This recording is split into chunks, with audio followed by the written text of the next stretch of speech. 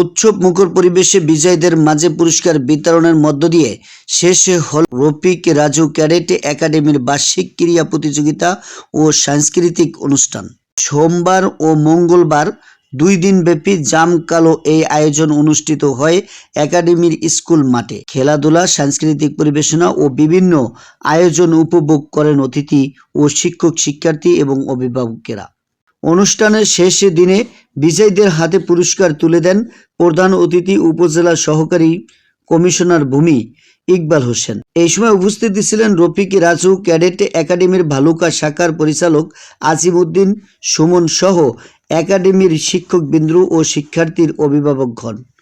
অনুষ্ঠানটি শিক্ষার্থীদের মাঝে উদ্দীপনা ও উৎসাহ সৃষ্টি করেছেন বলে জানান আয়োজকেরা।